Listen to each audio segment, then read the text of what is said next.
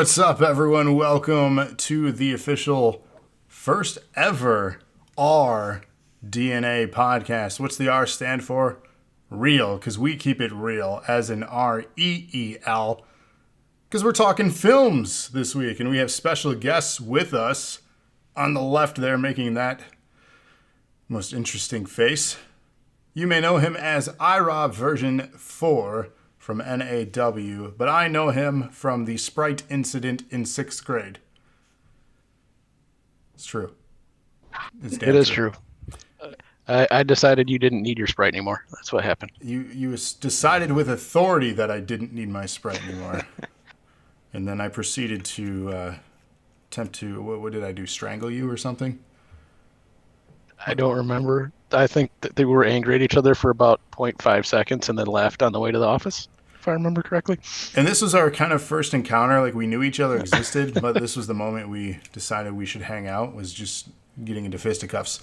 But next to that individual, we have the most unique personality to ever grace the NAW stage. He is known as Wicked. NOW, baby. Woo! For life. Also known as Justin. I also go many, many, many years back with this individual. He was a huge support for the band iRob.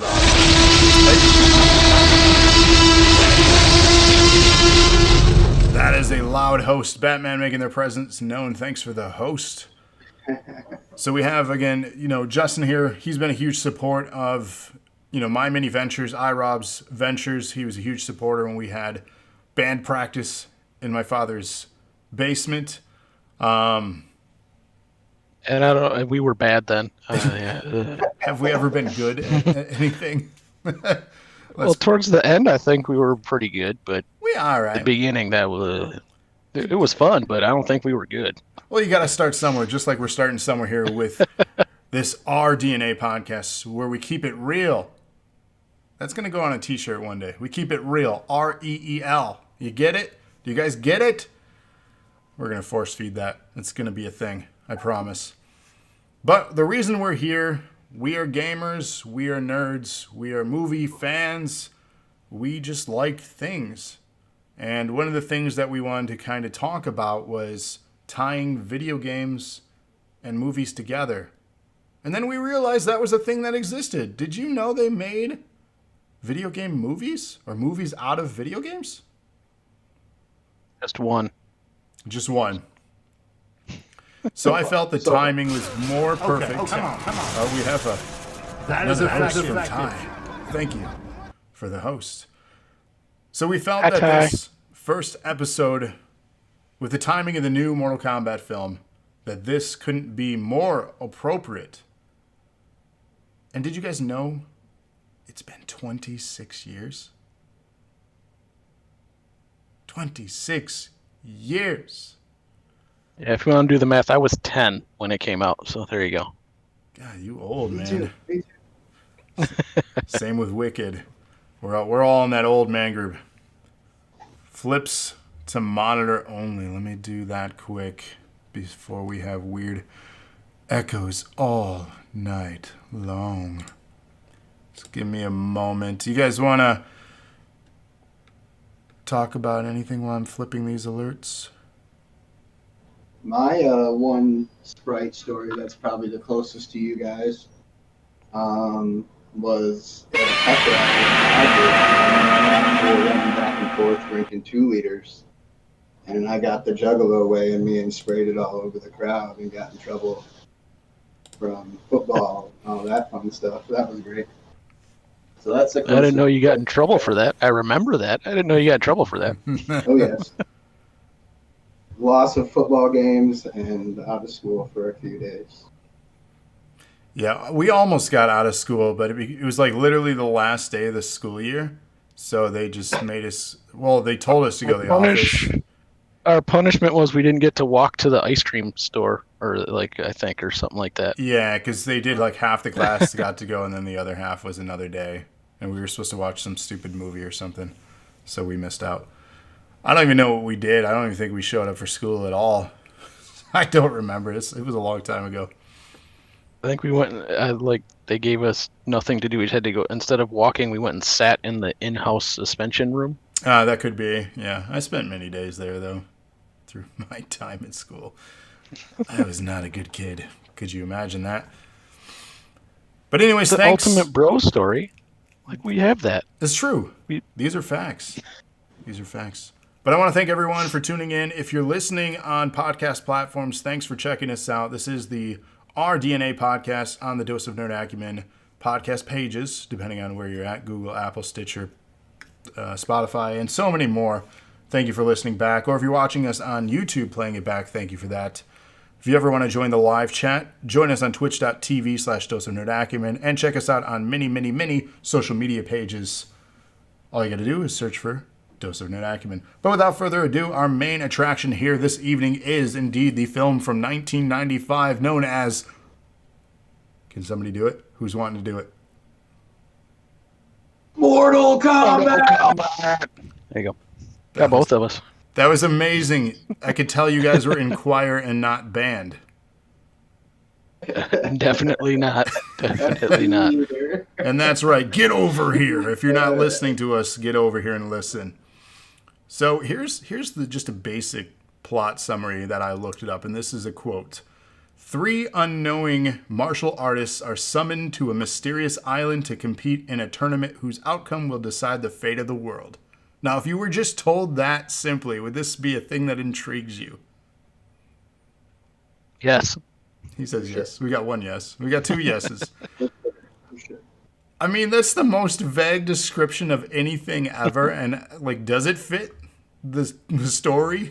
What is the story of Mortal Kombat? I love it, but my take on the story is someone watched Mortal Kombat and said, we should make a movie. That's about it. Like, well, I mean, yeah, cash grab. We're talking 95, right? Mortal Kombat had been blowing up the arcade cabinet and then home console scene for a couple of years at this time. I want to say the games came out, 92, 93? And then they had sequels from there almost every year. J-Ram says they love martial arts movies. Netcutter says it sounds strangely familiar. Let's talk about the release date. August 18th, 1995. All 3 of us actually were 10 years old. Locke says, man, I might have suggested renting it based on that description, but I never would have tried to spend theater money on it. I'm pretty sure I did go see this in theaters. It was PG-13. Even though I wasn't 13, we got into those films anyways. The film itself... Got like a suggestion back when we were 13. It was very much a suggestion. 10 days before Batman's birthday. So it's directed by, back then known as Paul Anderson, now known as Paul W.S. Anderson, as there is also another director named Paul Anderson, so you don't want to confuse the two. This was... Anybody know the other video game movies he did? That's what I'm actually going to highlight here. This was his second directorial film. He would go on to direct and or produce some films I personally enjoy. I can't speak for you guys, but I'm assuming much the same to Rob, I know. I don't know about Wicked, but speak up if so. Event Horizon, Resident Evil Apocalypse, Resident Evil Extinction, Resident Evil Afterlife, Resident Evil Retribution, Resident Evil The Final Chapter, and other notable films include Alien vs. Predator, DOA, Dead or Alive, Death Race, Pompeii, Monster Hunter, plus many more. He probably dropped the DOA, Dead or Alive, off his credits. Just saying. Yeah, that was pretty much a disaster. I see Event Horizon in chat. Somebody else excited about that. I absolutely love that movie. That is, I always tell everybody that is if we ever want to do that one, I'll be back for that. That's one of my, I think, most underrated horror movies. Like, I love that movie. It's so good. So good. I think we should, because honestly, like, it's not a video game adaptation, but if you've ever played Dead Space, those two could be, loosely based off each other. The Mortal Kombat film had an $18 million budget, which... not high, but not low either. So it was a major, blockbuster attempt. It capitalized and it actually made $122.2 million at the box office. I think a lot of it had to do with the amazing soundtrack. It holds a 47% Rotten Tomatoes and a 58 out of 100 Metacritic. So higher than I thought. It starred Shou, Linden Ashby, I'm going to try here. I'm going to butcher it. Cary-Hiroyuki Tagawa, Bridgette Wilson, Talisa Soto, and Christopher Lambert. It is a loose adaptation of the early entries into fighting Wilson? games. Say what? Doesn't she go by Bridgette Wilson? Is it Bridgette? Is that how you pronounce it? I mean, maybe. I don't know. I remember seeing it that way or hearing it that way before.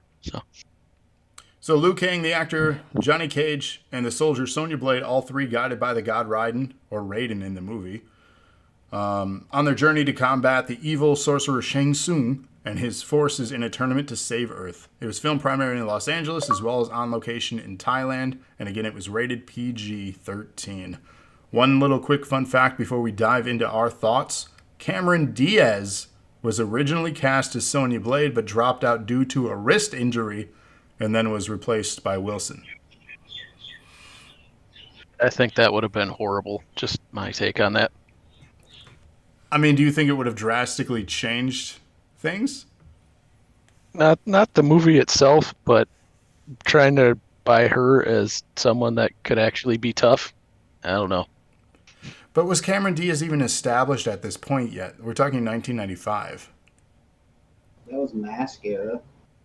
It was, yeah. Mask came out around, 95, 96? Or even 94? Yeah. So, yeah, she was starting to get well known. Yeah. And talking about characters that were cast, someone might know that There Can Be Only One as from Raiden. That was Christopher Lambert. Yeah. From Highlander fame. You know, he didn't play the character all too terribly. I think he took the role a little bit more serious than some of the other actors. I don't know if we don't want to bring it up, but I wish they would have been able to bring him back for the second Mortal Kombat movie because it was one of the downfall of that one. Now, who all was recast for Annihilation? I know we're not reviewing that, but just out of curiosity. I think it was just Robin Shou. I don't think Sonya Blade stayed, though. Nope, she was a different one. Yeah. Johnny Cage stayed, and then I don't know if Johnny Cage was because he's only in it for 5 minutes, so I don't remember at this point. Spoilers.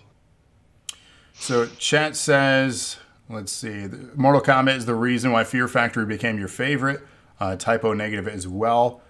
The guy who plays Shang Tsung is at a con, and I'm in. They're going to see them in November. There's a YouTube video of the movie Liu and Johnny playing the first MK game together 25 years after. Preferred his Raiden than the second one. And ironically, Robin Shou went in to play Jen in Street Fighter Chun-Li, which, man, we should really review that one. Because, oof. The alien villain from X-Files is Khan in the second movie. Go ahead. Yeah. I was going to pull up when the movie does come in, the awesome mullet that Robin Shou sports in this movie. Oh, man. It is so good. He's like Jackie Chan in the front, mullet in the back. Oh, yeah. So, I mean, let's break down the movie, right? Like, what did we love? What did we hate? Let's talk about some of the plot devices. Like, what are your memories? What was your experience? Like, what got you hype or what did you hate on this film? Well, with that synopsis, it said that Raiden guided these three. But if you watch the movie from front to the fights, it's mostly Shang Tsung, like Loki, becoming the Johnny Cage's old manager or whatever, giving them the list and pretty much using Kano to bring Sonya into the boat and everything like that. He's pretty much Loki luring everybody in, so he's pretty much the one guiding everybody to where we need to be over Raiden. Yeah, I thought that was kind of a weird plot device to bring everyone together like that. Just the concept of the tournament being so unknown, but yet it happens every generation. If you were a martial artist, I feel like you would have some sort of idea that this thing exists. I mean, it's not like Fight Club. I mean, it is its own Fight Club per se, but like, I just feel it was weird on how he used his powers to manipulate people that way. What's up, Lana? I had the random throwing in the Art Lang character that's supposed to be their number 4 and their cool best friend. just so you can have a character that gets killed by Goro. Yeah. The one thing I do like, the movie kicks off with high energy. The soundtrack immediately just jumps in. And I mean, that's one soundtrack you'll never, ever forget. And then the character introductions I thought were very clever. It established uniqueness and it gave a general, vague backstory to each of them. Like the fight sequence, for example, with Johnny Cage on the movie set. And just the dismantling of, you're like, oh, another fight scene. It's happening. Everyone's just fighting everywhere. But then he's just a fighting actor, but he's getting no respect. This is where you fall down. Yes. And the one-liners in this movie, so full of them. Good. So good. And the way they introduced, Sonya and Jax hunting down Kano, the nightclub scene, it's very 90s. Very, very 90s. Lannis' Atticus isn't going to forget it either. He's been singing the Mortal Kombat song all day. I'd call that a win. Just going to throw that out there. It is. The shooting the guns in the club part, though, I was like, everyone just kept dancing. There's no guns being shot in here. Yeah, that was weird. The part that I got was that there's someone with a shotgun going through and hitting every single person she possibly can on her way to get. But again, 90s, like trying to show her off as being the BA in the situation. Yeah, I mean, it had general tropes to a lot of characters. I would have liked a little bit more with Liu Kang. I felt his story was, even though he was kind of the centerpiece to it all, I just felt like they should have done more with his character. Like, his introduction was fine. He wants to avenge his brother. But, like, again, it's just pieced together weird on why they go to this island and what he knows and what he's seen from what happened with his brother in that vision. And then his whole backstory of, not staying with, I'm assuming I'm calling them monks. Is that incorrect? Or they were of the Temple of Light. Right. Which Raiden was, or Raiden, however you want to pronounce it, depending on the film or the actual pronunciation, was their god, and then he didn't even know. He had no understanding or comprehension that, and the disrespect he had towards him. And then he's all of a sudden just like, yeah, you are, a god. Okay. And the little spoilers later, they bring up that he's the descendant of Kung Lao, which, if you don't know the backstory for Mortal Kombat, it's just like a random thing that's thrown in there that you would have no idea why it's important. They don't reference it at all other than them saying he is. No, and that's part of the problem too. Even the games, like, unless you read some of the text, if you get far enough or if you even beat the game, you're not getting the backstories on any of these characters. So, like, and especially in the 90s, you weren't hopping on AOL yet, to figure things out. Like, it was word of mouth, and you know how telephone works. Stuff gets misinterpreted. Chat here says, I want to catch up with him. Katana was the same in the second. The best part of part 2 is no more Johnny Cage. Supposedly he's not going to be in the new movie either that's coming out. Net could have hated Kano in the game, but the first actor was the shit. Agree about Kano. The actor was poor. Getty driving Mortal Kombat, Street Fighter back to back. That would be fun. Did anyone notice Sub-Zero and Scorpion get killed and come back in the second movie? Yeah, but I think there's a story or a reason to that as well. There you go. Sub-Zero's brother comes in number 2. So there you go. Because that was from the games. Because at one point, the Sub-Zero they have in the second one is geared more like how he was in one of the later games. Right. He didn't wear the mask. He was scarred. He kind of looked like Glacier from WCW. Every 90s movie had a dance scene or a club scene. It was a rule. That is a fact. The beach they arrive in is now a cruise ship stop in Haiti. Oh, I've been to Haiti. I wonder if we went there, because that's super cool. Send me information on that, Netcut. I'm curious to look that up. Do I mean Glacier look like him? I suppose you're right, yes. Glacier look like him. But in all honesty, $18 million budget, the character designs were pretty close to being spot on. We have to give credit where credit is due. Call it a cheesy movie. It's much better than the Mario Brothers movie as far as accuracy or resemblance of a character they're portraying. Well, you got to remember the first game only had, the 8 squares at the beginning, and you really had not much to go off of from a 2D screen of someone just kicking their leg up. moving their arm or anything like that. So Yeah, I mean, not a lot of depth from that first game. The cool thing about the first game, though, too, they're I forget. Locke would probably know this. He knows random trivia, but the way they captured, they did like photorealistic capture for their sprites, so it was pretty cutting edge for Midway at the time. Yeah, it wasn't computer generated; it was actual video. Yeah, it was scans, and like they did an incredible job, for the time. I've been fortunate enough. I picked up a cabinet from Arcade 1-Up recently. It has the first 3 games on there, and we've been having a blast with that. MX says there's a spam link on the new YouTube video. Might want to take care of that. Well, thank you. We get spammed a lot, unfortunately. It's the internet. Locke's got it. Thank you, Locke. So, I mean, character design alone, fantastic work. Special effects. Let's talk about some of those special effects. The good, the bad, and the ugly. They're very 90s. Very 90s. Yes. Very 90s. I remember back in the day, I thought they were amazing. Yeah. I mean, some of them hold up, though. I mean, you can watch it now, and like if you go to the Goro, because it was a practical thing, it still looks like there's a giant guy with 4 arms. Yeah. Because it was people in a suit with a giant thing with 4 arms. So, I mean. Jay Ram says, looking back, the thing doesn't hold up as the special effects, especially Reptile and Goro, but it was the 90s. Looking forward to seeing the updated effects. Yeah, I mean, Reptile is probably the worst special effect. No, Wicked. I mean, let us know. What do you? No, that was horrible. That Reptile. Oh man, the way they portrayed that. The Reptile, and my thing on it was, and I know Trav, he was one of your favorites from the games, but how they made him like the strongest ninja. The other 2 got beat in like 5 minutes, and his fight with Liu Kang went way longer. MXG, sorry about the loud asterisk. But it wasn't even him. He just got thrown into a body. Reptile wins. And then Liu Kang finds him, and he gets shot in the face with the acid, and then like a scene later, Liu Kang's like fine, just walking through.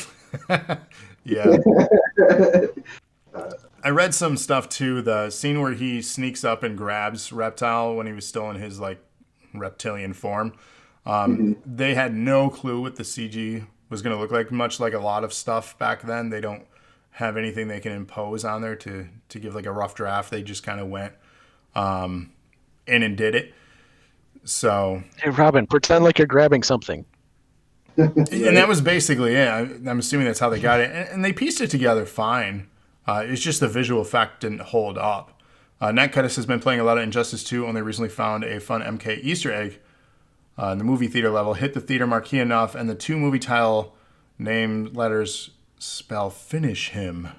That's cool. And if you haven't played Injustice or Injustice 2, I highly recommend it. Great fighting games. No Mortal Kombat fighting level, but they're great nonetheless. Well, they could have definitely blended Reptile in a little bit better than they did.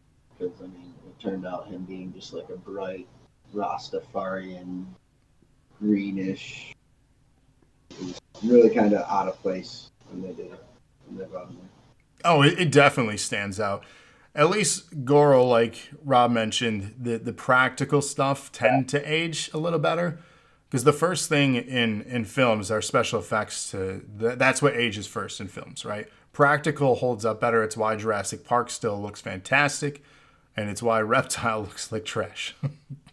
Not that I'm trying to compare Jurassic Park and Mortal Kombat here, but you know. Yeah, I had that one, and then did take a couple notes here, like the scene after they teleport in the Johnny Cage Scorpion fight. That just the dungeon scene is just cool. Like the visual in that is so cool. So I'd like that one. How they had that set up with the scaffolding and stuff. I second that. That was definitely my book of best. I was sitting here with Atticus when I was rewatching it today, and he came in during that scene, and he heard the get over here and then get down here, and then he saw the mask come off in the skull, and he's like, "Oh, it's like Red Skull." I'm like, "Oh, I'm so proud right now." So, And then he saw it, do the thing, and he was like, whoa. I'm like, I don't know if you should be watching this, but don't tell Mom. You're like, but we did. You know what? Everybody knows now, Trev. The don't tell Mom didn't work. No, I know. I already told her. So. And then to kind of second what I said with they did all that cool stuff for Scorpion, and they go to Sub-Zero, and he gets killed by a bucket of water thrown at him. I mean, use the element, like it's logic, right? At least there was logic to the approach. It was weird that he's just sitting here charging up this ice ball, watching a guy get ready to throw a bucket of water at him, like not knowing. Like, that's weird, but like, he wasn't the smartest or the quickest of the two brothers. No. But that was one of my not complaints, but kind of like they made him up where these two guys are so great. And then in his fight with Liu Kang, he basically gets beat up and then gets a bucket of water thrown at him and he's dead. Like it's.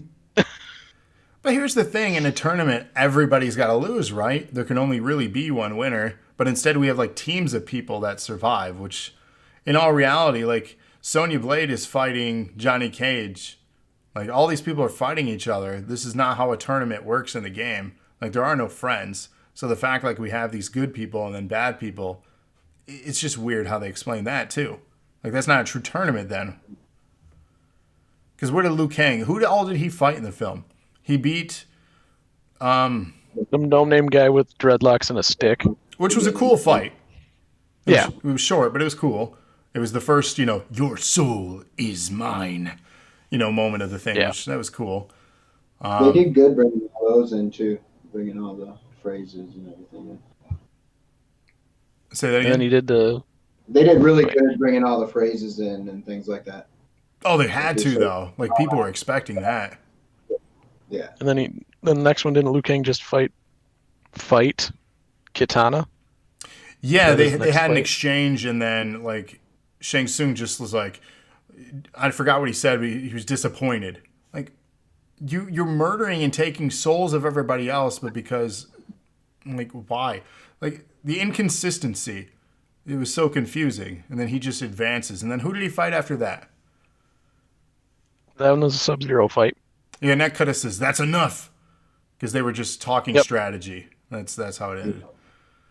And then his last one was Shang Tsung. Yeah, and then he immediately goes to the boss. Like, that's not how games work. Like, this is so confusing. He didn't have to fight his friends. He didn't have to do the mirror battle and fight himself. Like, you should have had it where, like, Shang Tsung summoned his brother back from the dead and he had to fight him. Like, if you want to get dark and, menacing as a villain, do that. And he just kind of changed into him, was like, you killed me. Like, that was about it. Like, Locke says Liu Kang had cheat codes. Cheat codes. With Goro, too, all of a sudden, like, the middle of everything, Shang Tsung's like, all right, these humans have won enough. So Goro hasn't even fought through half of the movie, and then all of a sudden he's like feeding everybody that's fought like 1, 2, or 3 matches to Goro. So they're all tired, and Goro's just beating him in the face. Yeah, so one by one he's defeating the grunts.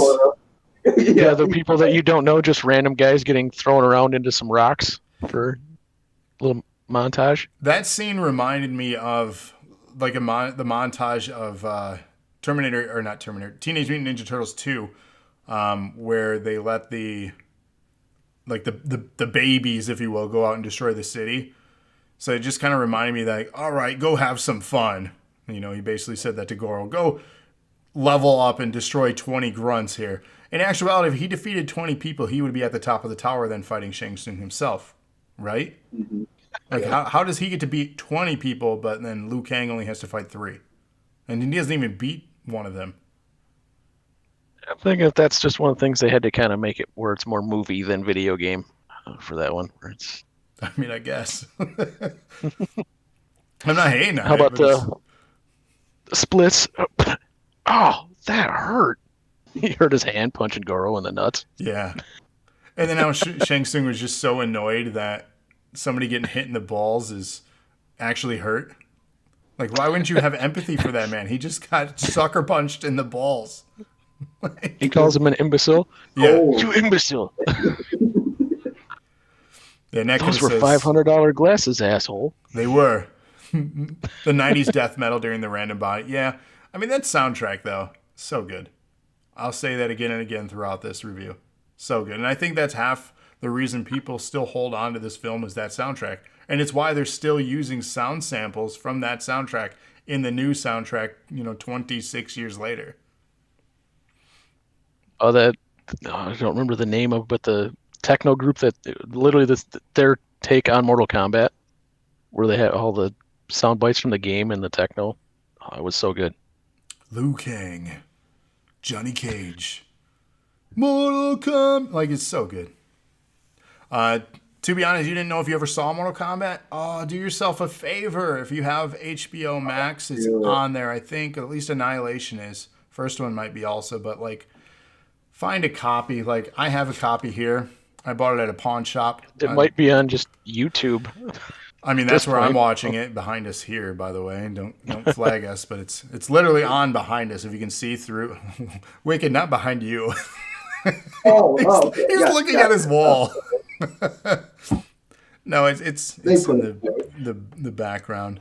I got this for like $5, and like, if this image doesn't sell you on the movie, you're just doing things wrong with life. So. Oh, and just one of my other notes here, since we got to the final fight. When did they have time to put Sonya in like a new feathered hair and a dress? Yeah, good question. Because the only one that came with bags, I believe, was Johnny Cage. And he lost all those down the stairs. He did. They left, and the heroes left right away and went there. Like, it wasn't they took days to get there. It was literally one day of the tournament. Like, they got there, spent the night, and then it was the next day, and then it was all done. And yes, chat is talking about watching the first one and not the second one. Watch the first one first. There is some sort of continuity with story, but just for quality, watch the first one. Don't start with Annihilation and then go backwards. Don't start with it. Because I love both of them, but it's just because it's a Mortal Kombat movie. It's not a good movie. I like it because it's a Mortal Kombat movie. Yes. And we got to see it when it came out, so it was like, to us, it was like, oh man, this is the best thing ever. And that's just it too. Like, if you were to time travel, and like, it was amazing. Any 10-year-old, like, you were playing these games, you were hyped about a movie that got made that looked close to what, or if not better than what you were playing in a game. We hadn't had something like that done well yet. As I mentioned, the Mario Brothers movie. Street Fighter was around this time. Somebody fact check that. I want to say that was 1996. Locke, do a fact check on that if you can, because Locke likes to fact check me. Jean-Claude Van Damme as Guile, who's supposed to be the Ultimate American. I know him off a different movie, but still, that's It was either 96 or 94 now that I think of it. I'm questioning things. 94, okay. So I had something that came up to me that came up as like a sick obsession of what was going on in the movie. Because we all know Sonya, and us as our age, and maybe everyone else will go back and watch some of these movies as well, like with Veronica Vaughn. And Sonya Blade is Veronica Vaughn from Billy Madison. Oh, yes. That's incredible. I never put that together. Shang Tsung and Kano have a huge, sick obsession with Sonya Blade. Like, both of them, like, really wants Shang Tsung wants Sonya Blade to be at the tournament, really hardcore, and Kano is just all up into her and all the comments he made. And then Johnny Cage later on in the movie, like, I'm just trying to save you, I want to help you, I don't want you to die, and all this stuff. And it's like, man, that Veronica Vaughn is one fine piece of... Did you miss me, baby? Like, his one-liners were great. Like, he was a fun character. I'm curious on how will they portray the new Kano from the trailers. I'm kind of mixed, because like, it's always incredible too because he was never my favorite character, but yet he's like a standout for so many people. I liked him in the original because he had the easiest fatality to do. Yeah. So that kind of made him where I liked him because it was easy. I mean, that makes sense. What do we think of MK Legacy? It was online release. You can find it Blu-ray for $5. Honestly, I've seen it once. I don't know about Legacy, but $5. I mean, any Blu-ray is really worth $5. So, but that's just me as an obsessive hoarder and collector of films. So, Jay says Mortal Kombat actually reminds me of Bruce Lee's Enter the Dragon, a tournament on remote island fighting 3 good guys, and Bruce Lee's sister was killed by one of the guys on the island. That's the same plot. That is the same plot as Mortal Kombat here in that description I read. Literally 3 people avenging somebody that was killed. A relative that was killed. That is the same plot. I was never into MK, so I never had a real reason to watch them, but now the new one looks really cool. Go back and watch the first one, too, before you watch the new one. I think it'll make you appreciate the new one. One last thing I want to really emphasize on special effects while we're still on that topic. The sequence when they first encounter them in the lower decks of the boat with the gun being pulled on Sub-Zero, that effect still looks great. Yes. And the Raiden coming down right after that, I still would buy that. Like, that it wasn't bad. Yeah, it wasn't terrible. And we're actually... This is happening right now behind us if you're watching. It's one of the things. Is that foreshadowing, Trev? Yeah. So, MK Legacy, I did enjoy the storyline about Scorpion and Sub-Zero beef with each other. Rob, speaking about like things in the Mortal Kombat world, you for a period of time were obsessed with one particular title in the Mortal Kombat franchise. Do you remember?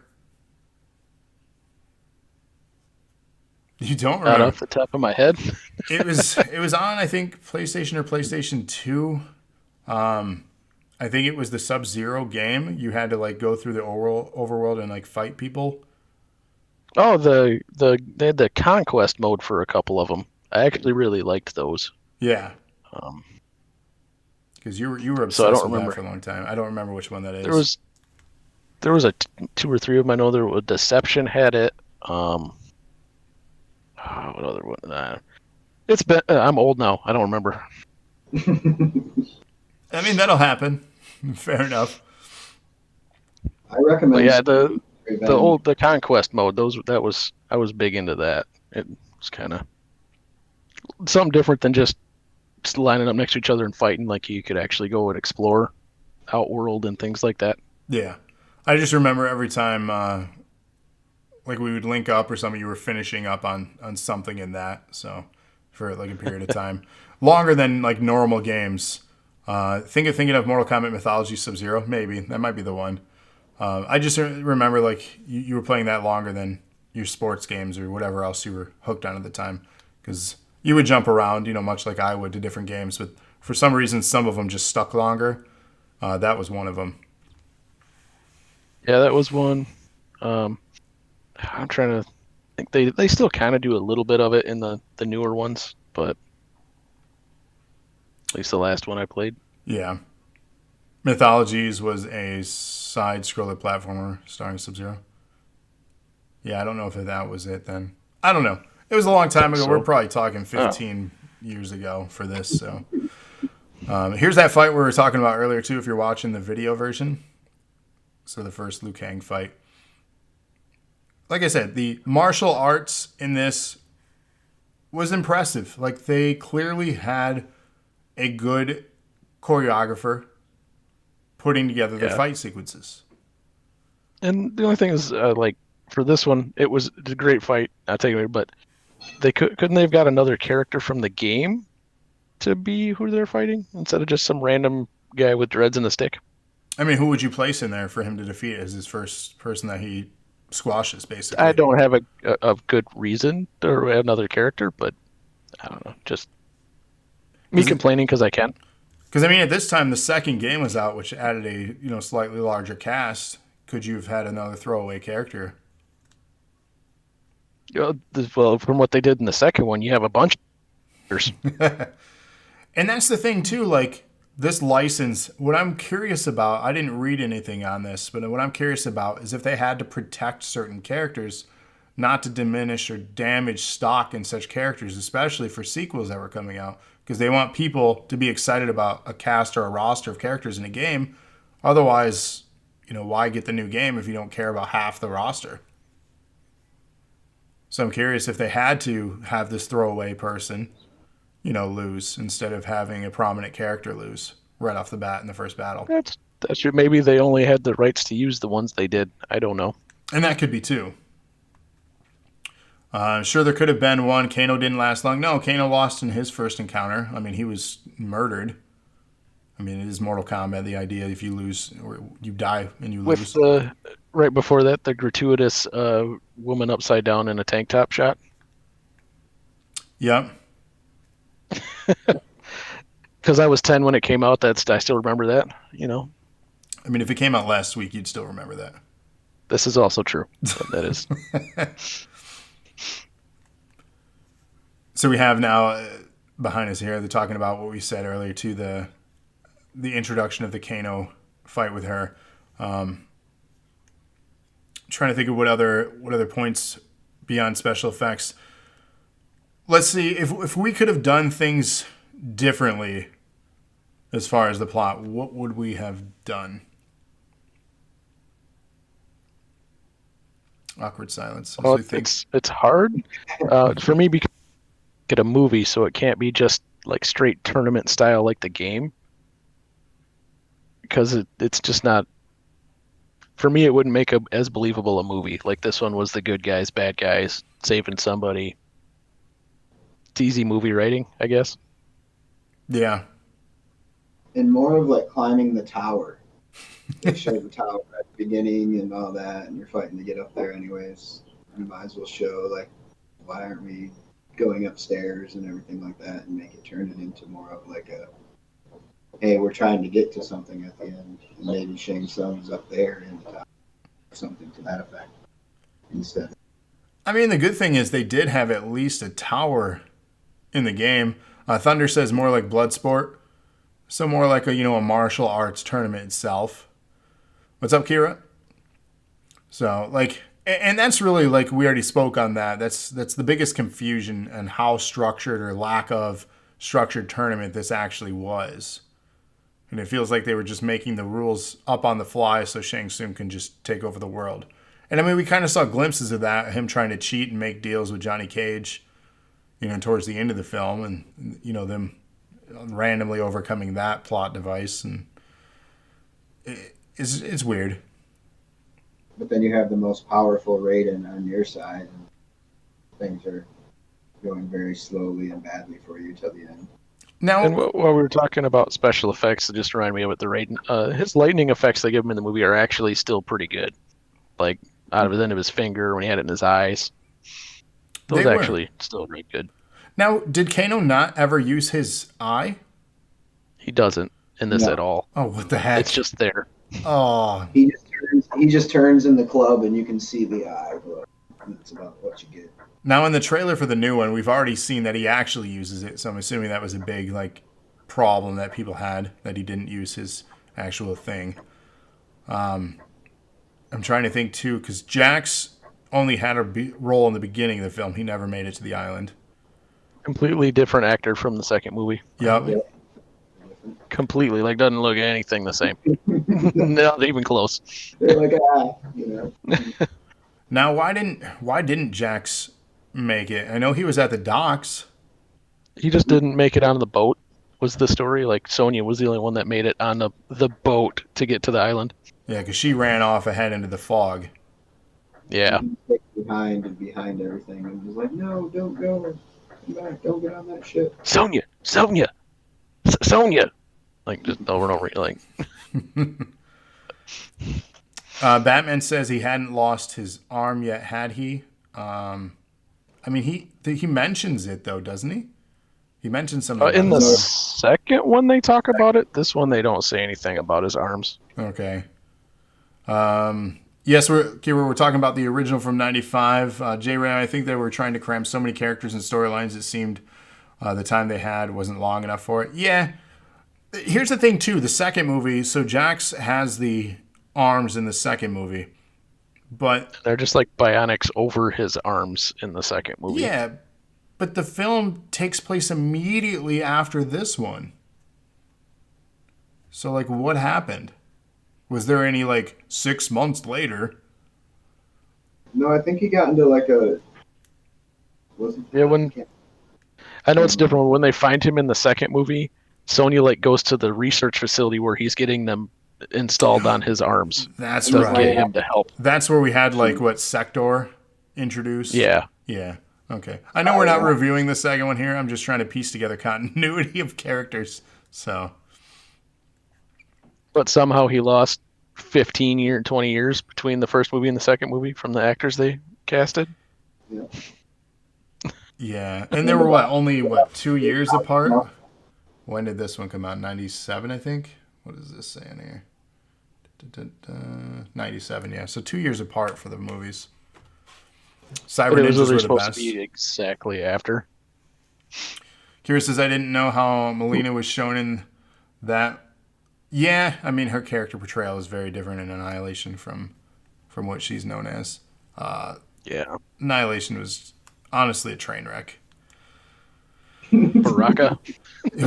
Oh God. Yeah, Sector and Cyrax. So, I mean, that'd be what I'd change as far as making it more a structured tournament, having more logic behind it. I just feel like tournaments were still a very popular thing. Like we were exiting the 80s of, a lot of martial arts stuff. 70s very prominent, obviously. We're exiting kind of like the Karate Kid era, ushering in like the ninja, era, which is why Sub-Zero and Scorpion obviously were very popular. But I just feel like structured tournament would have helped this movie. But I don't know if it would have made more sense for this movie. Like, they would have had to have changed so much to even make it work. And these were kind of templates, weren't they? Because this and Street Fighter were pretty much the first video game fighting. Yeah, I mean, to my knowledge, those were the first ones. And I mean, the Street Fighter movie, a lot of people give it crap, but I mean, it had its positives too. It's another one where I will admit it's not a great movie, but I still love it. Like, it's almost so bad I like it. I mean, one of my favorite things that came out of that, I got to play Street Fighter, the movie, the game. So I'm playing a game that was inspired by the movie that it was inspired by the game. That messes with your head a little bit. Random movie trivia knowledge. The actor that played M. Bison in the Street Fighter movie was actually on his deathbed when they were doing that movie. Yeah, it was his last film. He could do 1 or 2 takes of any scene and he'd have to go rest. Yeah, that was his so it kind of puts a little different when you watch it. But what's his name? Raul? Yes. I don't remember his name. Yeah, Raul Julia. Yeah. Raul Julia. Yeah, it was great. He was good for that. J Ram says that's why I like PS3 MK game, the cyborgs, and converting the clans, Sub-Zero, Scorpion, into cyborgs. Kira says there wasn't really any tournament, to be fair, in the movie because no real fatalities. They lost, he got their soul, and they died. Story plot wise, didn't make much sense. No, and that's what we mentioned. Like, Kano didn't use his eye thing. We got a tease at Scorpion's fatality, but then he blew up because he got a spear thrown at him. So, I mean, cool. And he got his head chopped in half, too. Yeah, and they got sliced. We saw Sub-Zero, get impaled by a bucket of water that turned into ice, so he was killed by his own, thing. And he was kind of charging up his fatality thing. Nakota says, we're all lucky we didn't get Roadhouse alumni Patrick Swayze as Johnny Cage. Oh, God. Best fight scene in the background right now is happening. If you're watching the video one, Cage or Scorpion. Says we were just speaking on that. Gomez Adams, yes, he did play Gomez. The scene for that one is just great. Like, it's a good fight, but just where it takes place is like one of the highlights of the movie. Yes. And we talked about some characters, too, that are from the first game. A lot of this cast is inspired by the first game. Like, their portrayal is inspired by that. We've seen introduction, and correct me if I'm wrong here, Kitana, she was from the second game. I don't believe she was in the first game. I think the only female in the first game is Sonya, right? If I remember right, yes. I should know. I wouldn't quote me on it, but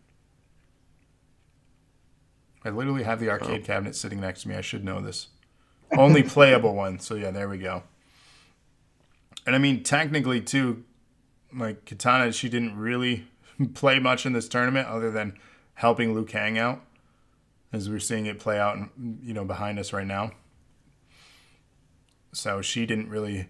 And, again, I can't press that enough. The fact that no one had to go far enough in the tournament to lose... Like, what happens? Like, half these people you brought to this island just go home? Like, so much for collecting souls. Like, what is the point of Shang Tsung's villainous thing? And, like, if you have Goro that just annihilates all the, grunts, why not just kill them all, collect your souls, and take over the world? he had to win this tournament too, Trav. But why? The rules of the Elder Gods. But why? I know I'm asking too much, I feel, from 1995's Mortal Kombat by Paul W.S. Anderson. I'm asking too much. This was before he could, put his spin on stuff. He was still young. I don't think he's ever put his spin on stuff. Let's be honest.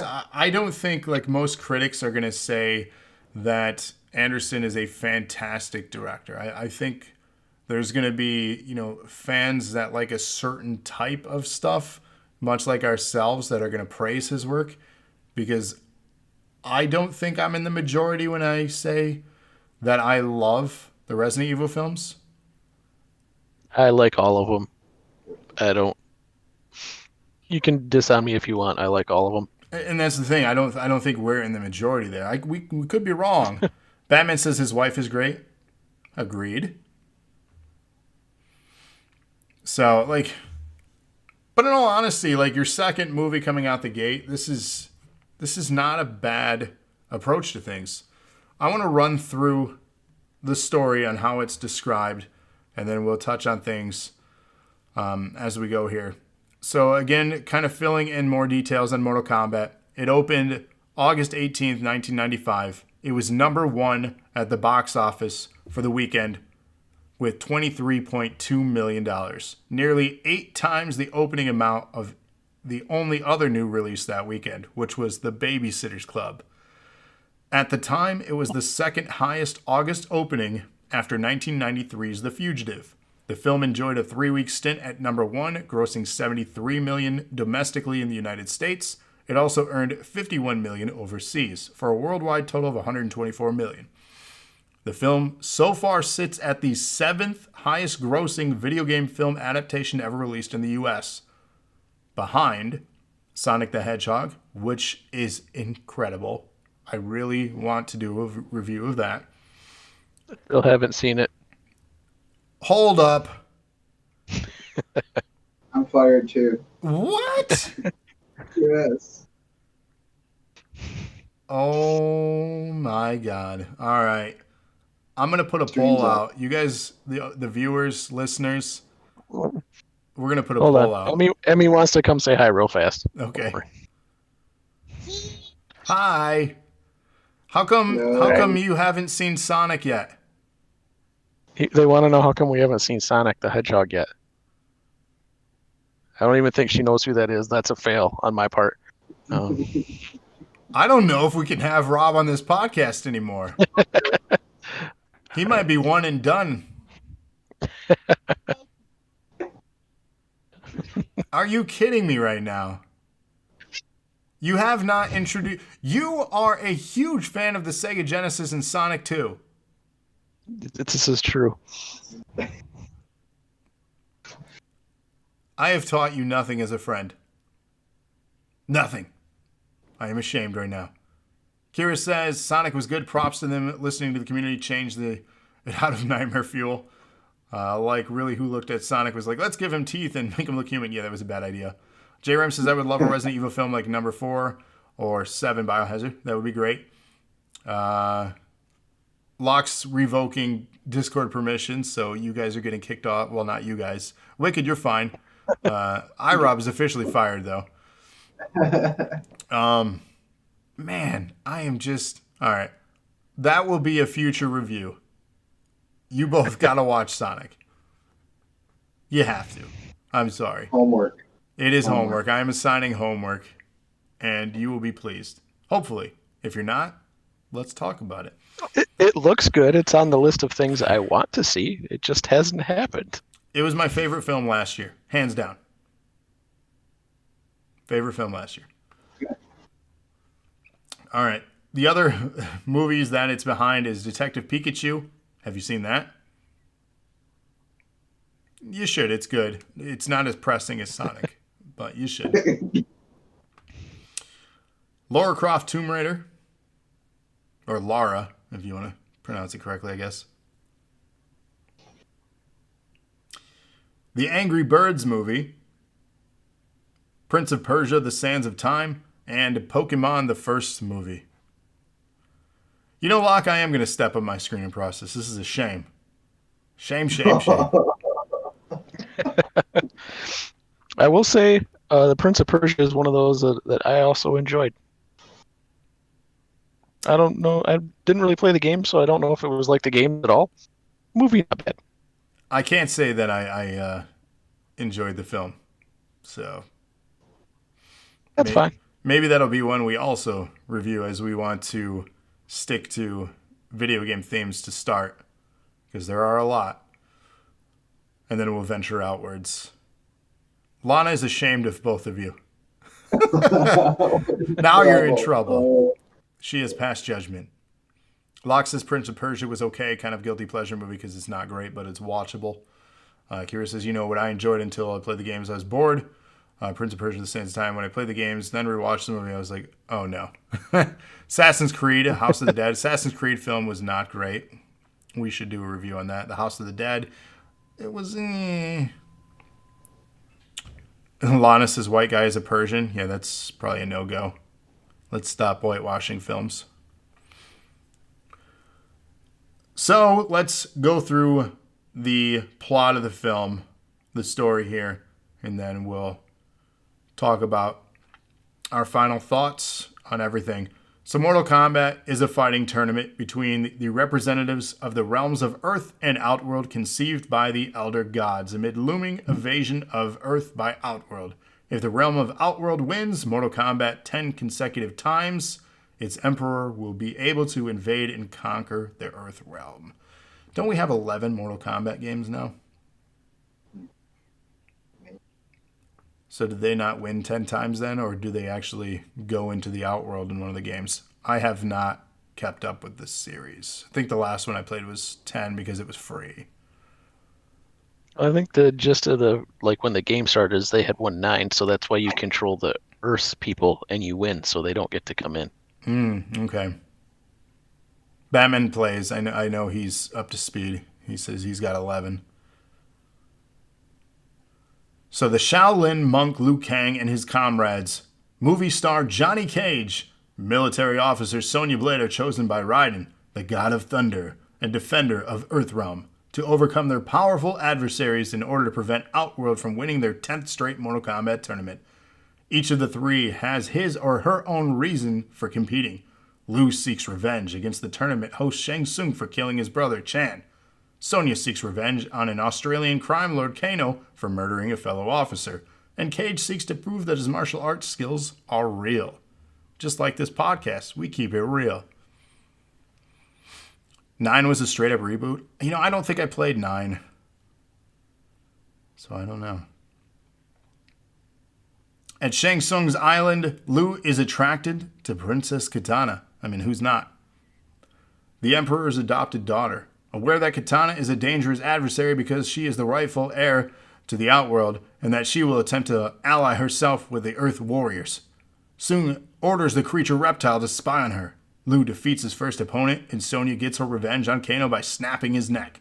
Cage encounters and barely beats Scorpion. Liu engages in a brief duel with Kitana, who secretly offers some cryptic advice for his next battle. Liu's opponent is Sub-Zero, whose defense seems untouched because of his freezing abilities until Liu recalls Kitana's advice and uses it to kill Sub-Zero. Yay? Kira says, don't get me started on Tomb Raider. They picked an actress with a goddamn awful British accent. Alicia Vikander did okay, but they really should have gone with a British actress. Yeah. So what now? I missed something. Why is Lana judging me? When is Lana not judging you? Oh, Nakata says, Travis saying Raiden touches on OC you never knew you had. I'm sorry. I pick random words and say them weird? Apparently, that's a thing.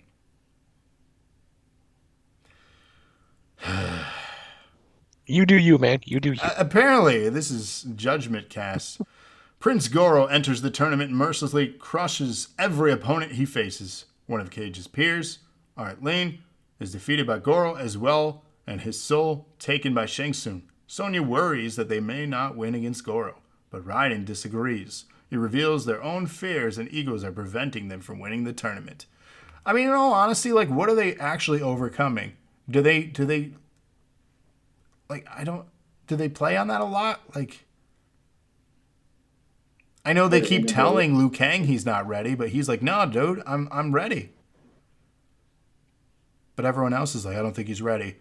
But then when Liu Kang explains the rules of the tournament to Raiden, Raiden's like, I think he's ready. Like, no, he was just on the island. He probably read a sign somewhere. Now he gets the rules. Kira says 0 character development. Yeah. I have nothing more to teach you, Liu Kang.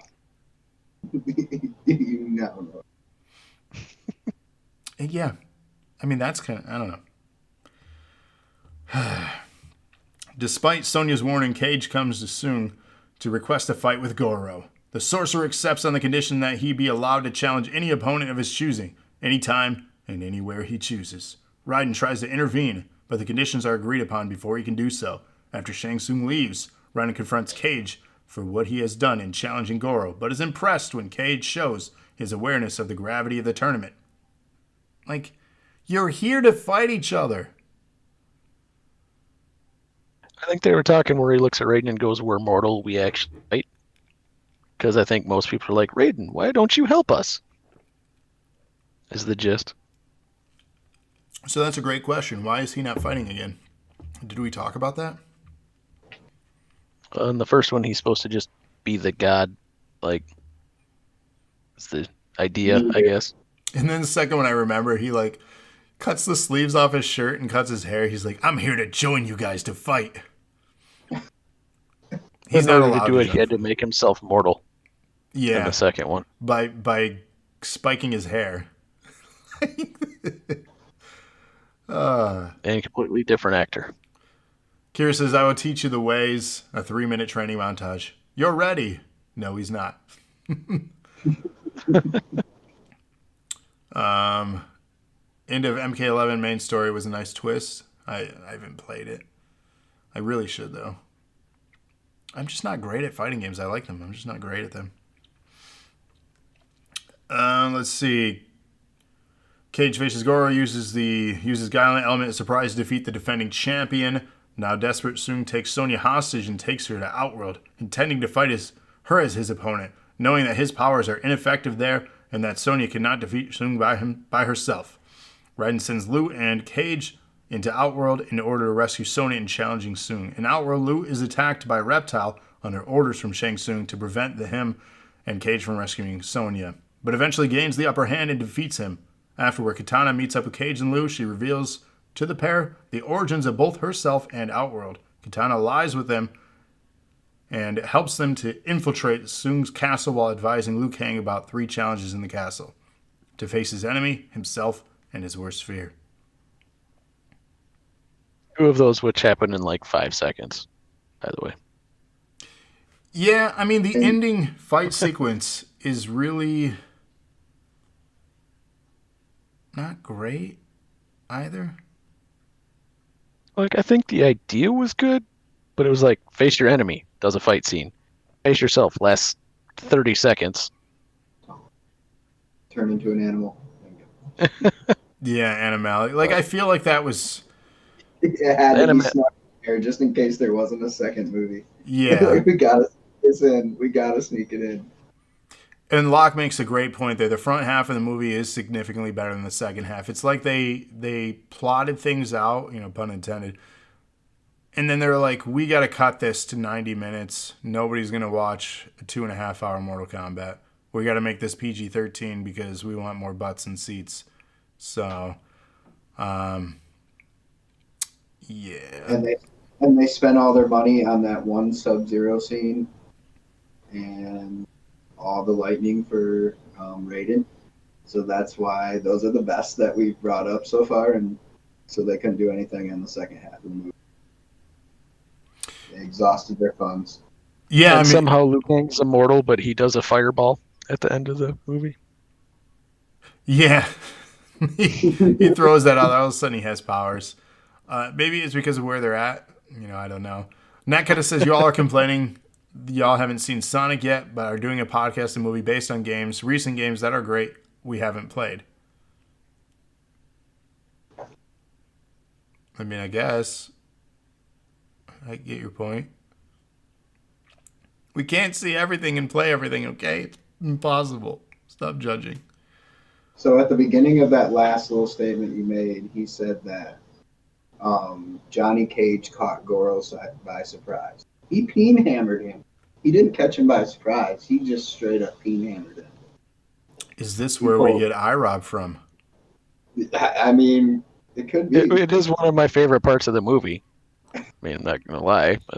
Wait a second. How much are your glasses? Not $500. They're not $500. Are you IROB Cage? I am not. No. Yeah. Well, there goes that idea. Never mind then, guys. Never mind. This could have been a very... But that is where we get the damn that hurt and the this is where you fall down part 2 in that movie. They're bringing the one-liners back around. Kira says they're 505. 505. This is true. Inside the castle tower, Shang Tsung challenges Sonya to fight him under the false claim that her refusal will result in Earthrealm forfeiting the tournament. All seems lost for Earthrealm until Kitana, Liu, and Cage appear. As Sonya is secretly freed, Kitana berates Tsung for his treachery by the Emperor, claiming that his arrogance and greed will cost him the tournament if he doesn't honor his deal. Shou challenges Cage but is counter-challenged by Liu. During the lengthy battle, Liu faces not only Tsung but the souls that Tsung had forcibly taken in past tournaments. In a last-ditch attempt to take advantage, Tsung morphs into Chan. Am I saying that right? Chan or Khan? Somebody correct me. It's his brother, Chen, I think. Is it pronounced Chen? I think. How is it spelled? C-H-A-N. Chan. That's what. Okay. I don't want to be butchering pronunciations because I have a tendency of doing that, and then everyone points and laughs. So, seeing through the charade, Liu renews his determination and ultimately fires an energy bolt at the sorcerer, knocking him down and impaling him on a bed of spikes. Like I said, I know why they did it. It is the one level in Mortal Kombat where if you uppercut them at the end of the battle, they fall down into the spikes. It is a nod to that. It's also a way for them to get their logo, the Mortal Kombat logo, on something circular. So it's all for visual. Yeah. It was all about selling stuff back then. Sega. Speaking of that's a fun backstory too. Sega and Super, the game was ported to on consoles. Do you guys remember having to enter a blood code? Well, actually, iRob, you were a Sega guy. You didn't have the Super. Wicked, what did you have? Not. I had both. Sega and Super. Yeah, you had to enter the code, but everybody had it, so it was the first thing you did when you got the game. So. Locke says Abacab. That's what I entered for the MEEP tests. You know, when you have to fill in all those dots. And they said when you're done, you can go do something else. Done. Do I need this to pass? I drew stars around the edges, and then I got my paper back, and they said, you can't draw anywhere but the circles, man.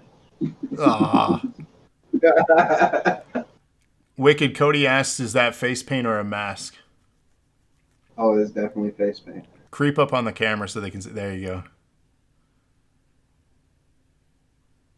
Look at that. That's so cool.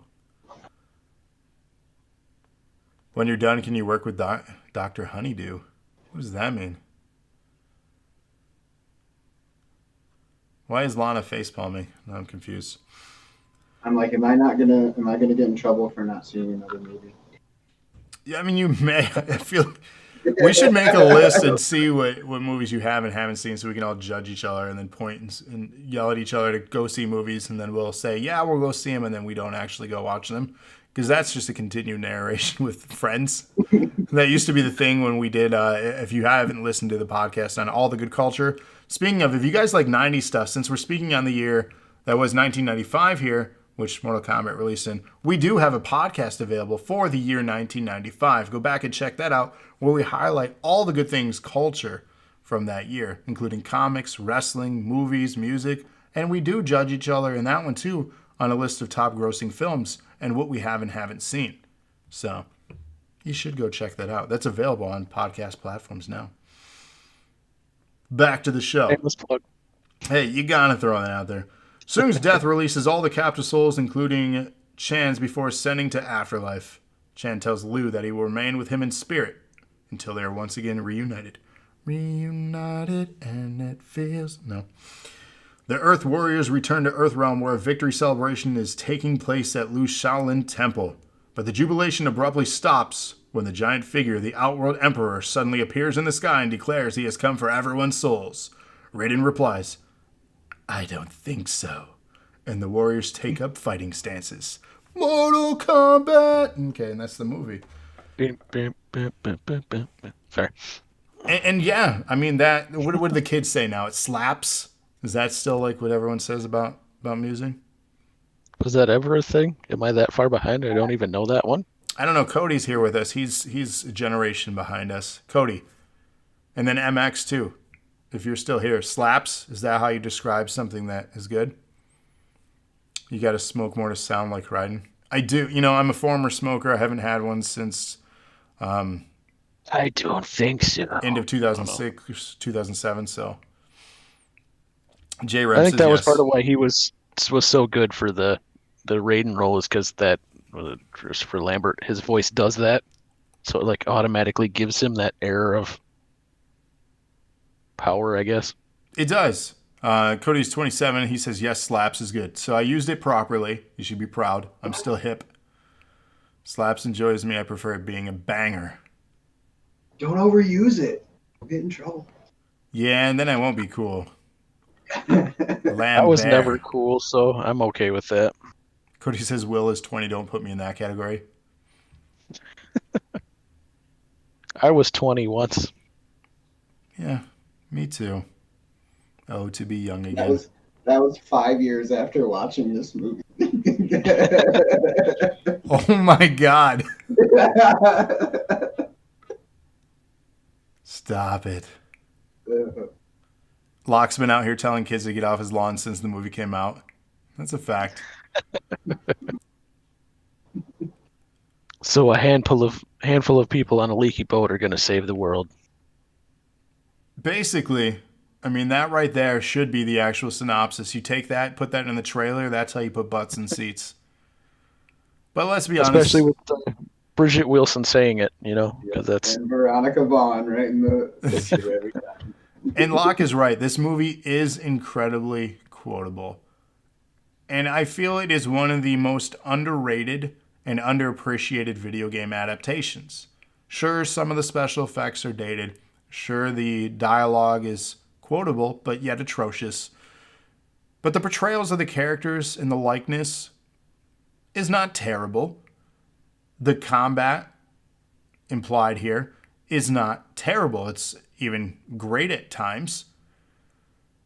The visual appeal, the locations, so where they filmed, looks good. There's only a handful of 95. This is really bad, effects. That's what we're seeing right now behind us. I think, I enjoyed it. I like this movie. I don't think it's a bad video game movie. I don't think it's a bad movie either. I think it's a average film on a film critic scale.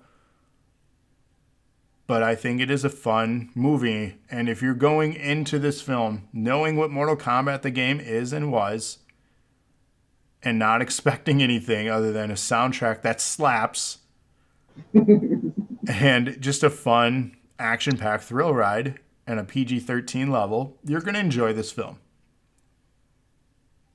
How many times can you use slaps before it's not cool anymore? I'm at my limit. Okay. And if you didn't like any of the graphics or anything from this older 1995 one, in the next 2 weeks, you get an update. It's true. And Johnny Cage is already dead, so... It's true. I'm not seeing that either, if that happened, so... J-Ram says, as a kid, MK was great. Now it's all right. Does have its nostalgia, but in my opinion, doesn't hold up as well as Ninja Turtles or some other childhood movies. I agree. Ninja Turtles, fantastic. The first two, anyways. Fantastic films. Locke agrees the movie is sorely underrated and under-remembered. Just a line for every that we can never forget. The first time I used... Stop being cool. Thanks. Let's speak on really, what ultimately inspired us to pick this one first, and that is the upcoming Mortal Kombat film. Have any of you seen the trailer? Yeah. The first one, I haven't seen I know there's some newer ones now. Mm-hmm. Now, it's set to release within the next week or so. If you're listening to this live, if you're listening to this back, it's probably already out. And it's going to be in theaters as well as HBO Max, same day. That is my way of how I'll be watching it when it comes out. Do you guys plan on seeing it, or are you just kind of waiting for it to be on home video or picking up HBO Max to watch it? Oh, it's coming out. I'm watching it that day, for sure. That might be a me time. Go to the theater and sit with like 4 other people because nobody's there.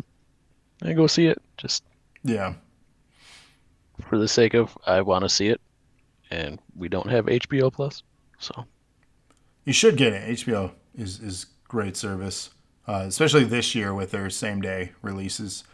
Mario movie was something. Saskira, always been more of a fan of Tekken.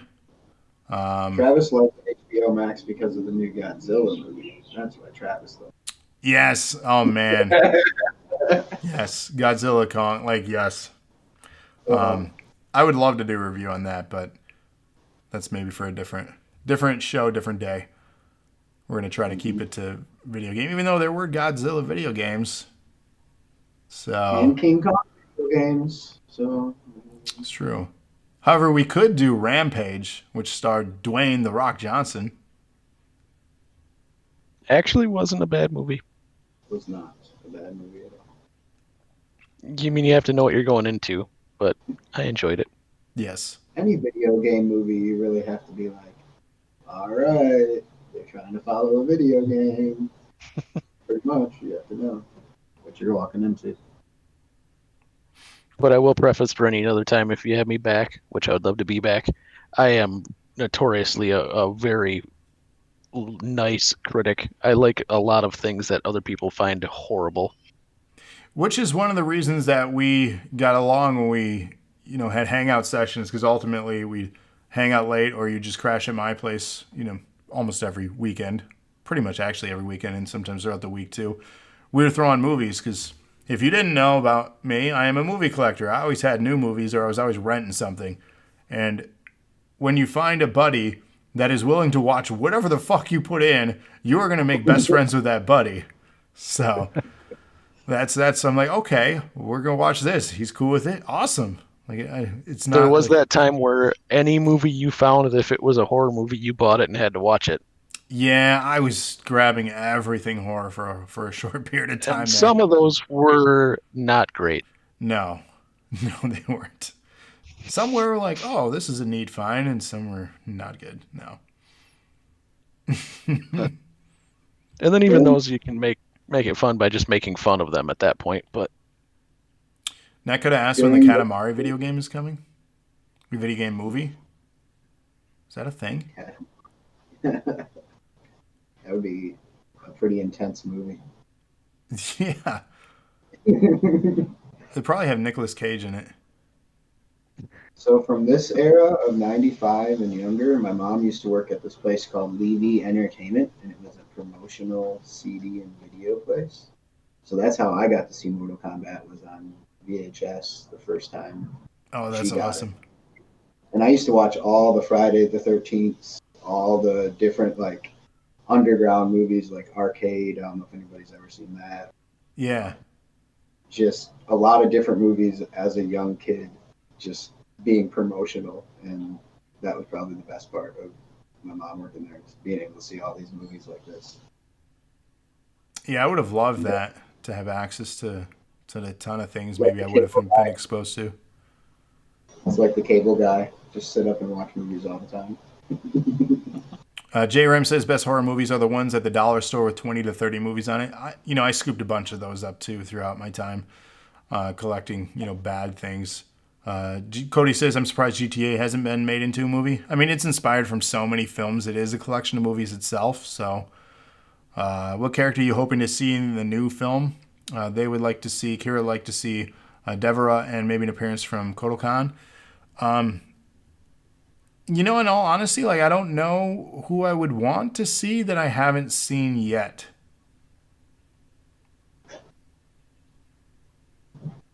Was Smoke featured in Annihilation? I don't remember. I'd like a better version of Nightwolf. Yeah. It was really good the way they portrayed him, but I'd like a better fighting version. Yeah. He's kind of like the guiding force. What about Noob Saibot? You got hidden characters. Stryker. Didn't they have Stryker in Annihilation? He said that's a joke. I don't know. There was so many hey, this is this guy's name, and he was there in that one scene in that movie. It was just, how many can we fit in? Sindel is Cabal. Yeah. We're doing it all. Yeah, in all honesty, I don't know what to expect from the new movie. The trailers make it look fantastic. It's got an R rating, so we know it's going to be graphic. Will it deliver plot-wise? That's the biggest question. Special effects look good. The character designs, we know from what they've said, no Johnny Cage, so it's going to be missing some characters. The idea is more than likely to do more of these. And Batman confirmed Smoke was in Annihilation. That's what I thought. That blood knife from Sub-Zero in the trailer was, just seeing that part pretty much put my jaw to the floor. Yeah. Pulled that blood out and just knifed him with it. With his own blood. That was awesome. Yeah, it looks great. Visually, it looks great. I'm excited. When I heard they were redoing it, I was like, oh, okay. And then the day the trailer dropped, I was like, oh, okay. Oh. Let's go. Let's do this. Kira can't remember if Ermac or Ermac, however you want to pronounce that, was in it. I don't recall. But I'm very much... It's been a long time since I watched Annihilation, so I'm not... It's funny, too, because I just watched Annihilation again as well a couple weeks back, but, it's one of those movies where I'm also like playing on my phone that I wasn't totally invested to it just because I'm like, I just want some nonsense on. And really that's what Annihilation was. It was just kind of some nonsense.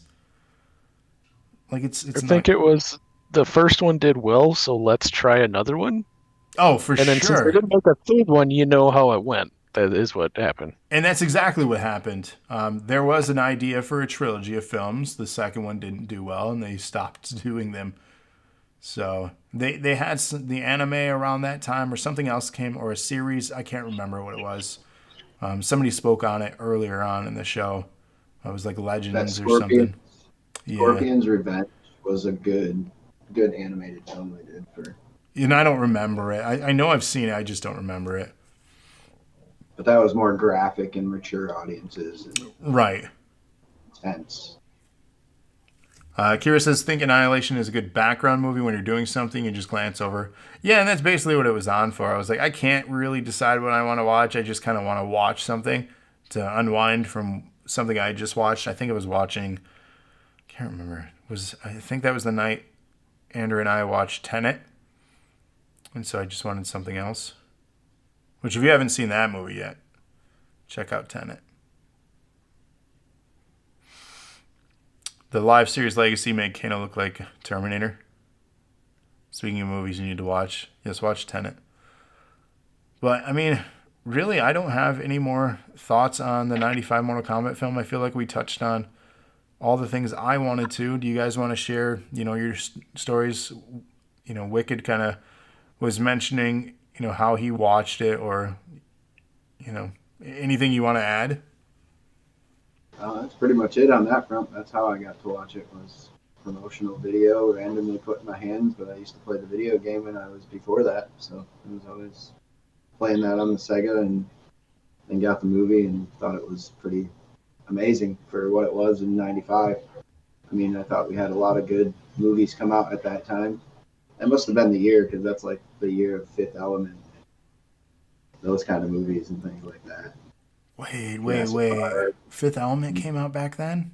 There's no way. Yeah, and Jurassic Park and all those are in those years right there. So it was, Fifth Element can't be that old, too. Don't tell me these things. No. Yeah, there you go. Fifth Element was 97, but I mean, even that, holy crap. Dude, we're old, man. It just happens. If you haven't seen Fifth Element, do yourself a favor. Watch Fifth Element. That's a must watch. Anybody, if you haven't seen it, you have to. Yeah. iRob's going to mention here, his favorite sequence is the opera sequence. Is that still? I downloaded just that audio and put it on mixed CDs for years. Yeah, and not even to mention the fight scene during the opera was yes, twined with each other. It was so how they edited that was really well done. Oh, really well. And I will admit that movie, I will forever be in love with Mila Jovovich. It doesn't. It'll never end. I mean, facts. Is that why we like Resident Evil so much? Because she did partially. Yes, partially. Plus, I like, in all honesty, definitely part of it. Yes, definitely part of it. But I love zombies. Love zombies. True. And Michelle Rodriguez in the first one, amazing. Zombies with rocket launchers, you can't beat that. Yeah. And for me, it's because I really enjoyed the early Resident Evil games. I'll admit I haven't played any of the newer ones, but just because of that, and then they made a Resident Evil movie, I was into it. And then on top of that, Mila was in it, and it was done. I'll love that forever. Yeah. And then having Marilyn Manson do the soundtrack for the first one. Yes, that soundtrack was so killer. Just the industrial metal guitar, just randomly throughout the movie. It made it where it was different, so I loved it. Spoiler alert, we will at one point be getting to the Resident Evil films. We may do a super episode where we do all of them. We may do them individually. Who knows? But what I do know is we will discuss the Resident Evil franchise. Because personally, I love the games and movies. And this is a shameless self-plug coming out in just a couple weeks. The next Resident Evil game, Village. Tune in on the DNA Twitch here when that comes out, because I will be doing a Let's Play of that entire game. Not in one sitting, of course, because who knows how long it is, but I will be doing Let's Plays playing Village. So I want to do that for a whole weekend, just no sleep, just play the game. I would love to do that, but I think my wife would murder me. She hasn't yet. I mean, yeah, but like I'm pushing limits, I feel, with a lot of things. Do I want to see the new game of RE? What do you mean? I'm confused with the question. The Batista movie with zombies looks good. Yeah, anything zombies, like I'm sold. That's a weird thing that I'm just that trailer. The new trailer was really awesome for that. Extinction. Lana confirms she would kill me. So there you go. But a lot of new stuff coming. On Tuesdays is going to be the night to check out new podcasts from DNA and our various shows. If you like movies and video games, every 3 weeks, the rDNA podcast, R stands for real, REEL, because we keep it real. Real. That's going to go over. That's going to be a thing you guys are going to buy t-shirts on. So, but every 3 weeks, we're going to be doing these in rotation. Next week, we're going to be talking about music. We're going to talk about the new Offspring album. I'm going to have my other friend Justin on for that one. And these, again, will be rotating in 3-week cycles. So the week after the music one, the dosage will return to be determined on the topic. And then after that, us three right here, iRob and Wicked, will be back for more R stands for real DNA podcast. So if you like movies, this is the one you want to tune into. If you like music, check those out. And for your convenience, all these are exported on podcast platforms. You can follow us on Google. You can follow us on Apple. You can follow us on Spotify. If you like wrestling, the podcast that Cody and Trevor is hosting is exported there as well. So you're getting not 1, not 2, not 3, but 4 podcasts. That's amazing. And it's our favorite F word. Free? Free! Free! It's true. Not fornicate. No, that's more than 4, I think. Or for life for the wolf pack. So make sure you tune in to all of that every Tuesday night, 8 p.m. on twitch.tv/DoseOfNerdAcumen. I want to thank iRob for coming out. It's been great seeing you. And one day soon we will see you in person again. And Wicked from Hawaii, thank you as always. Wolfpack for life. Tune in tomorrow night. That way it's still sunny there, because It is. See? Yeah, see. It's nice. Spoiled. Tune in tomorrow night, 8 p.m. Eastern Standard Time for another episode of NAW Action by your host, DKA. The ladies will be tearing the house down. Thursday night, tune in for another episode of NAW. Standard programming. Wolfpack for life. Friday, tune in, have your notifications on, because I may be jumping in and playing Pac-Man 99. And then Saturday, tune in for Lock, 8 p.m. Eastern Standard Time for another Lockbox game to be determined. But look out on our social medias to find out what he is doing. But again, thank you all, and thank you, iRob and Wicked. It's been a pleasure. We will see you guys rDNA. On the next one. rDNA. rDNA. rDNA. See, chant it.